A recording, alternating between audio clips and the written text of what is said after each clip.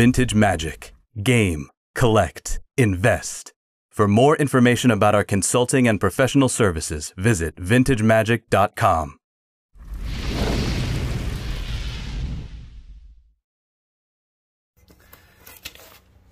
All right, welcome back. Welcome back. It's me, Daniel, with vintagemagic.com. And all right, so I'm going to keep this video as brief as I can. I haven't done one of these videos for a while. This video is all about PSA, the biggest grading company in the world for sports card, Magic, Pokemon, whatever, combined, right?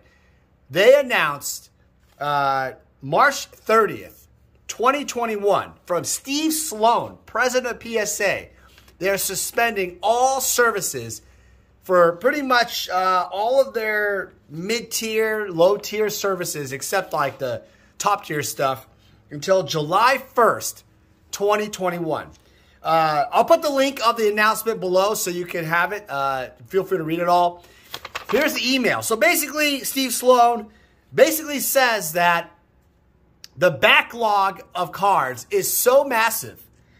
It's unprecedented. Not even unprecedented, because they've used that word before. The backlog is just ridiculous, to a point where they can't even process and service, give the service to their customers that they want. They have to make it happen. They also are expanding their facility for an additional 58,000 square feet on top of their 62,000 square feet. Jesus.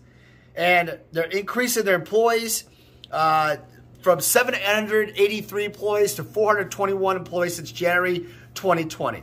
All right, let's get right into it. So I've talked about the slowdown of PSA and Beckett in the past, and kind of the grading issue that's going on. And to be honest with you, I really appreciate the transparency from Steve. I actually like this, like full stop.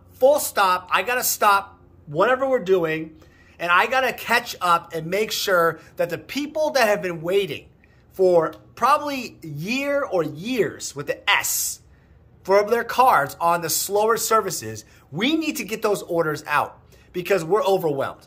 Not only is it an operation, it's an operational nightmare. That's basically what PSA is. That's what every grading company, Beckett, PSA, CGC is. At a certain point, yes, you have some marketing, but all in all, they're not doing any conventions. They're not doing any shows, no national convention, no Chicago Sun-Times show, no other Magic, Gen Con, whatever, no San Diego Comic-Con, and they're on fire. It's crazy. Like, you don't even have to spend money on marketing, and people still send you cards. And so the real thing that's going on here is that I think, well, first off, I totally agree with his decision, Steve's decision. But the big picture you have to look at here is that the amount of cards that are coming in the pipeline for sports cards, Magic cards, whatever, it's going to increase the population so high, it's going to be insane. So a lot of the scarcity that you are perceived to see. So a lot of times in sports cards, you see like, oh, this is a 1 of 1 or 1 of 5 or 1 of 2.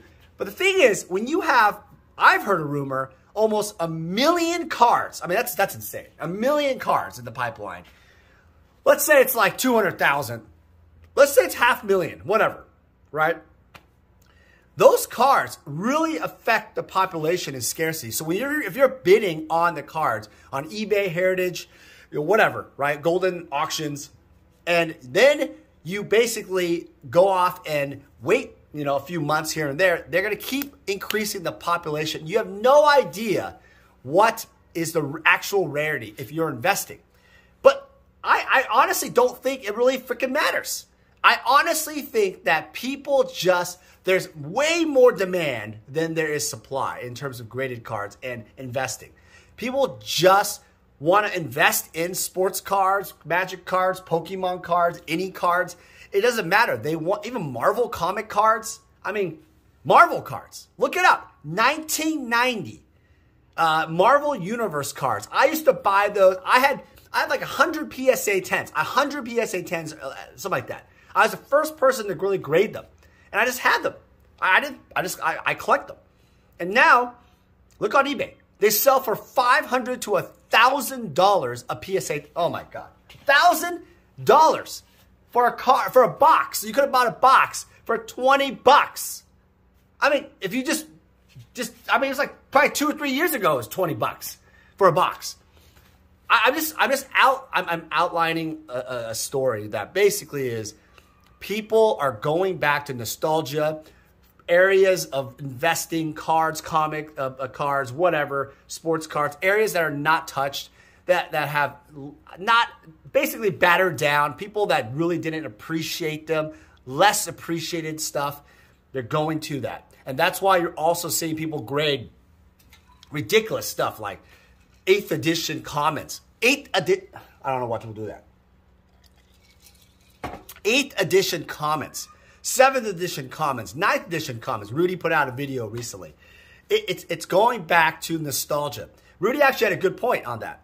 That people are going to be, it's going to be similar to Pokemon one day, where people are just going to want to collect various sets, and they just want, they want to collect stuff. They want to get out of that bubble of corporate America, 401k, gotta, go for your stocks or your pension, or there's no pensions anymore. Who cares about that?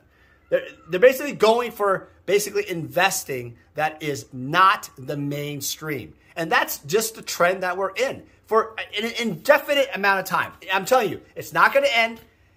I mean, in a way, I'm not going to say it just started, but look at the backlog. The backlog tells you that if PSA is willing to shut down their core, more, not premium, but more normal services for the majority, the middle class, essentially, not the high-end Mickey Mantle cards, whatever, whatever, right? We're talking like just the normal cards, right? The sweet spot of collecting. That tells you that there's going to be so many cards and so much demand that dealers and collectors and people are basically wanting, they can't get enough cards in to sell. One more thought about this too. Think about competition. If you are a person starting a business, or let's say you're corporate America, or let's say you're selling Bitcoin, or Bitcoin. I mean, cryptocurrency is on fire. You're starting to do a business on the side, right?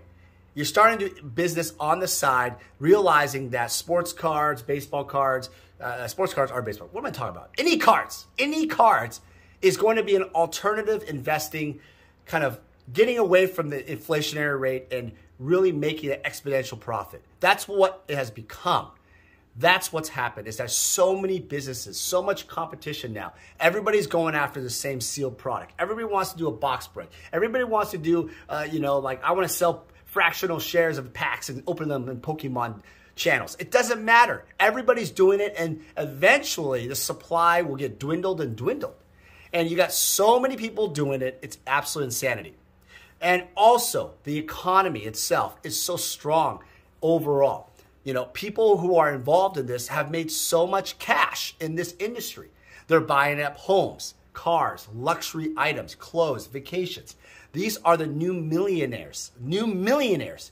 I'm not going to say billionaires. It hasn't happened yet. But I would say new millionaires of America.